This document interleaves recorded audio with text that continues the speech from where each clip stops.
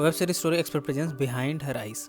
इस कहानी को आगे ले जाने से पहले आपसे गुजारिश है कि अगर आपने हमारे चैनल को अभी तक सब्सक्राइब नहीं किया तो सब्सक्राइब कर लीजिए और बेल आइकन दबा दीजिए। इस कहानी को लेकर आप सभी का बड़ा पॉजिटिव रिस्पॉन्स आया। हर कोई ये चाहता है कि ये कहानी हम आगे ले जाएं। सो फिलहाल हम चलते हैं इस कहानी पर। लुइस की मुलाकात जब एडल से हुई तब उसे ये तो पता है कि एडल डेविड की वाइफ है, बट एडल का रहस्य क्या है ये उसे नहीं पता। आज वो एडल के साथ कॉफ़ी पी रही है। लुइस ने बताया कि 1 हफ्ते ही हुए हैं जब से वो डेविड की सेक्रेटरी बनी है। उसने ऑफिस में उससे क्या बातें की, कैसे उसे मैप दिखाया, यहाँ की जगहों की जानकारी दी, ये सब बताया। पर ताजुब है, एक बार भी एडल को लुइस से ईर्ष्या नहीं हुई। एडल ने कहा, मैं बहुत अमीर हूँ, मैंने डेविड के साथ बच्चे भी प्लान किए थे पर अभी तक ऐसा हो नहीं सका। लुइस ने पूछा, तुम्हारा यहाँ लंदन में कोई दोस्त नहीं है? एडल ने कहा, जो है सब डेविड के पार्टनर्स हैं, वो बड़े उम्रदराज हैं, पर सच कहूँ तो तुम मेरी पहली दोस्त हो। खैर छोड़ो, तुम अपने बारे में कुछ और बताओ। लुइस ने कहा, मेरा 3 साल पहले इयन से डिवोर्स हो गया था, वो अब किसी और के साथ रहता है। एडम की हम दोनों ने जॉइंट कस्टडी ले रखी है। लुइस के हाथ में चोट के निशान देखकर एडल ने इस बारे में जानना चाहा। लुइस ने बताया कि उसे स्लीप वॉकिंग की प्रॉब्लम है, उसे डरावने सपने आते हैं। एडम भागता है, वो उसके पीछे उसे बचाने के लिए जाती है। ये बात जानकर एडल ने अपने चेहरे पर एक रहस्यमयी मुस्कान बिखेरी। उसे तो जैसे ये अपॉर्चुनिटी सी लग रही है। इतने में डेविड का फ़ोन आया है। एडल ने बताया कि वो किसी के साथ बाहर है। डेविड उस पर गुस्सा हुआ, मैंने तुम्हें मना किया था बाहर निकलने के लिए, अगर हमारे बारे में किसी को पता चल गया तो क्या होगा, ये तुमने कभी सोचा है? एडल ने उसे शांत किया। इसके बाद लुइस जाने को हुई। जब वो रेस्टोरेंट से बाहर निकल चुकी थी तब एडल ने उसे टेक्स्ट किया। उसका इरादा लुइस को अपना नंबर देना था। लुइस को एडल से आगे मुलाकात का कोई इंटरेस्ट नहीं है, वो तो एडल से छुटकारा पाना चाहती है। पर एडल रेस्टोरेंट से ही एक रहस्यमयी तरीके से उसे देखे जा रही थी। घर पहुंचकर एडल ने पेंटिंग की। इतने में कहानी फ्लैशबैक में जाती है। एडल और रॉब जब रिहैब में थे तब इनकी दोस्ती बढ़ गई थी। दोनों साथ में पेड़ पर बैठकर छिप छिप कर ड्रग्स भी लेते थे। रॉब को हमेशा से मर्दों में इंटरेस्ट रहा है। वो लड़कियों से सिर्फ दोस्ती करता है, पर आकर्षित वो मर्दों को देखकर होता है। जब ये दोनों रिहैब के अंदर गए तब डेविड का फ़ोन आया एडल को। एडल ने बताया कि उसने एक दोस्त बनाया है, रॉब। डेविड को यह डर था कि कहीं एडल को कहीं ये लड़का उससे छीन न ले जाए, पर एडल ने उसे भरोसा दिलाया कि रॉब सिर्फ उसका दोस्त है। प्रेजेंट में एडल ने पेंटिंग करके एक जंगल बनाया है, इसमें कुआं है। ये जगह इनके स्कॉटलैंड वाले घर के सामने था।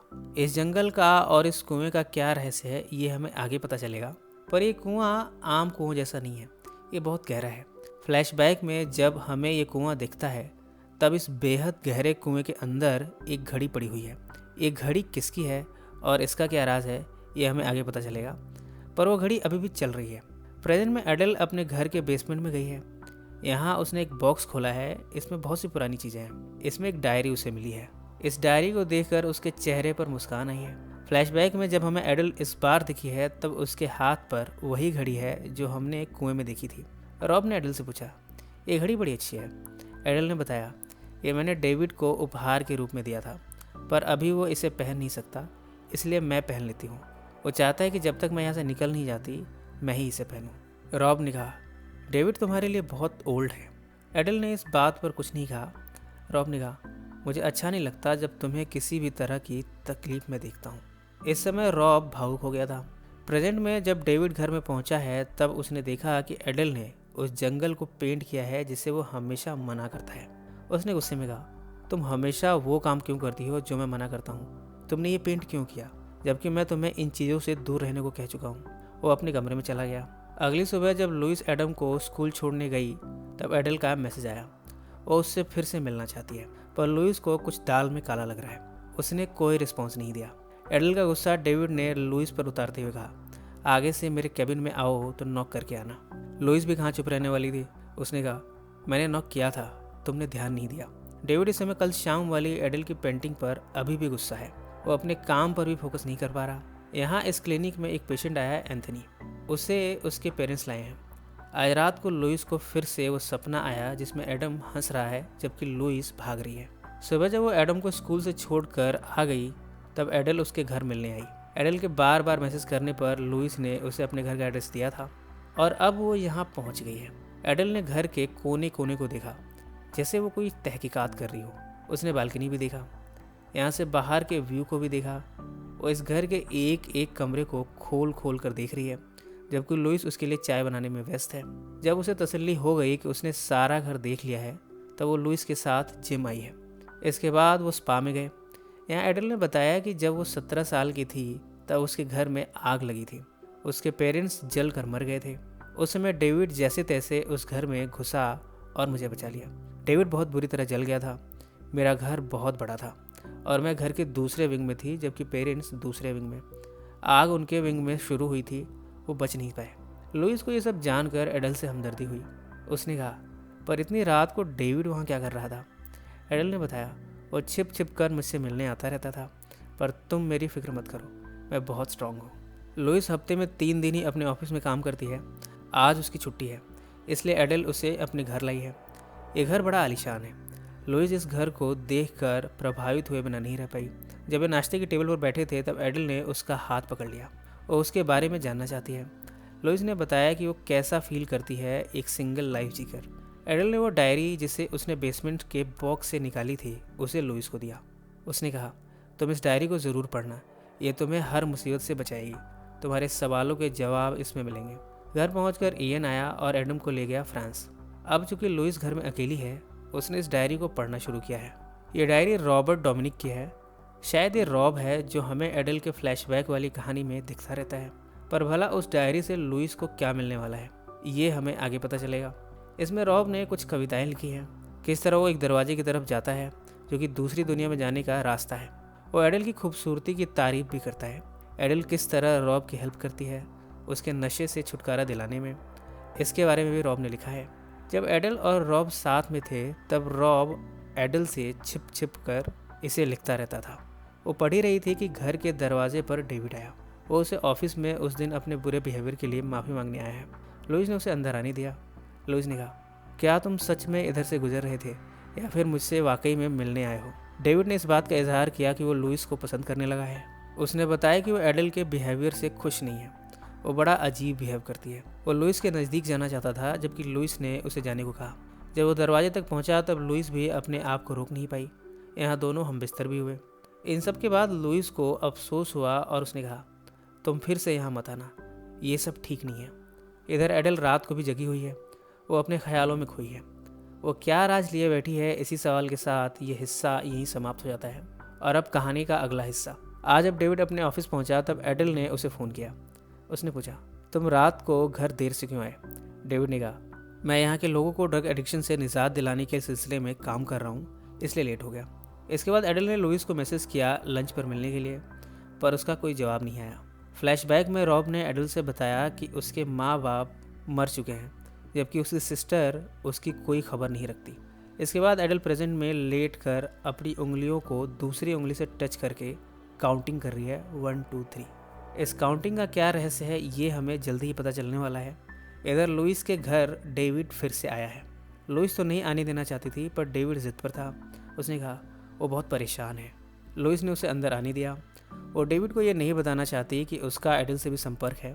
डेविड यहाँ और वक्त गुजारना चाहता है, पर लुइस ने उसे अपने घर से निकाल ही दिया और कहा, तुम्हें यहाँ नहीं आना चाहिए, अब तुम जाओ। इधर एडल गुस्से में है।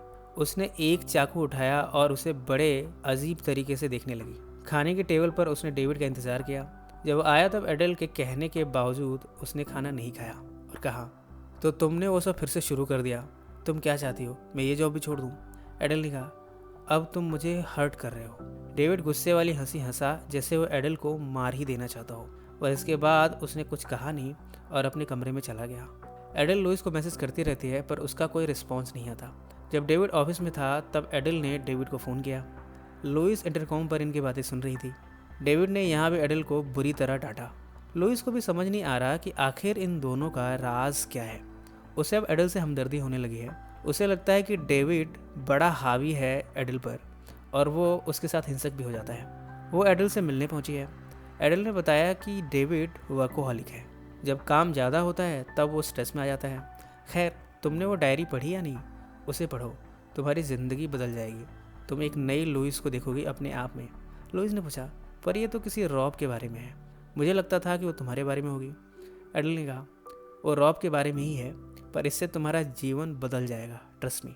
घर आकर लुइस ने इसे आगे भी पढ़ा। इसे रॉब ने एक जर्नल के फॉर्म में लिखा है। वो लिखता है कि उसकी फैमिली जो उसे मारने को दौड़ती है, उसे कच्चा चबा जाने को दौड़ती है।